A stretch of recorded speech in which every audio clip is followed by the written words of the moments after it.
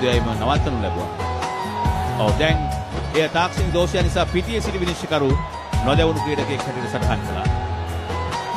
පන්දු 4කින් ලකුණු 15ක් ලබා ගත යුතුයි.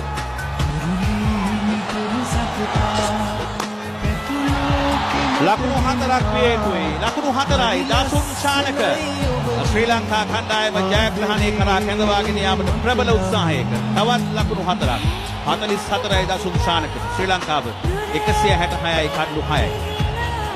මැනවින් ස්ථානගත කරා කව ප්‍රදේශයේ ඉහළින් මෙල්ල කරා ලකුණු 4ක්. ඒ අනුව පන්දු 3කින් ලකුණු 11. පාන්දු 3කින් ලකුණු 11. මේ ප්‍රේක්ෂකයන් පුදුම වින්දනයක්, පුදුමාකාර වින්දනයක් ලබනවා. පල්ලේ කැලේ ජාත්‍යන්තර ක්‍රීඩා මේ රිචඩ්සන් අනස්සල ස්වභාවයෙන් යුතු තමාගේ සීමාවට යන්නේ. අවසන් පන්දු 15 තුල ශ්‍රී ලංකා කණ්ඩායම ලකුණු 48ක් 19.2ක වේගයක් රඳවාගෙන සිටිනවා. කේන් රිචඩ්සන්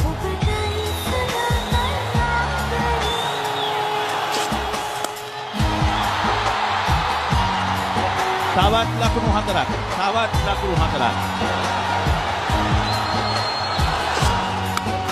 ලකුණු 6ක්ද ඉහළින් පන්දු ඇදියේනේ ලකුණු 6යි. විශිෂ්ටයි. විශිෂ්ටයි. ශ්‍රේෂ්ඨයි. රිමෙම්බර් ද නේම් දසුන් ශානක අර්ධ ශතකය ලබා ගන්න. මෙන්න තරගය සමවන අවස්ථාව. නායකත්වයේ ඉනිම මේ තරග තුනේදීම ඔහුට දොස් පවරනු ලැබුවා බොහෝ දෙනෙක්. නමුත් ඔහු අවශ්‍ය වෙලාවට ශ්‍රී ලංකා කණ්ඩායම ජයග්‍රහණය බලාපොරොත්තු වෙන වෙලාවේ ඔහු ජයග්‍රහණයකට උර දෙමින් සිටිනවා. තවත් එක ලකුණක් පමණයි.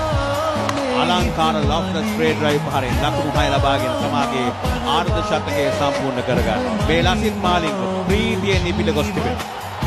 ඒ වගේම ජාලිය මතක් කරන්න ඕනේ පන්දු 3කදී ඔහු පන්දු 3ක් ලබා ගන්න පන්දු 11ක් වැය කරා.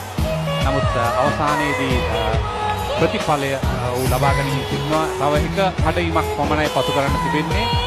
සුබපැදීම සාමිකගේ සුබපැදීම නායකයාට දැන් එක ලකුණ කපා හරින්නේ. පන්දු රකින්නන් හැඳවනවා නායක අරන් පෙන්චි ආර්තියේ සීමාව වෙත. මේ පෙන්චියේ මොහොනේ අනස්සල ස්වභාවය.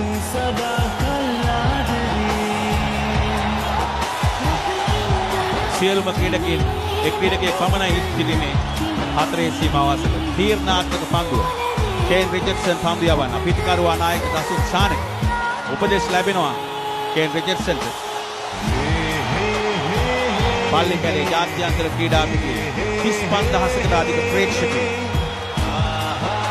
ප්‍රීති ප්‍රමෝදයට පත් වී තිබෙනවා. මේ උද්දාමයට පත් වූ ප්‍රේක්ෂකයන් මෙන්න අවසන් පන්දුව තීරණාත්මක පන්දුව.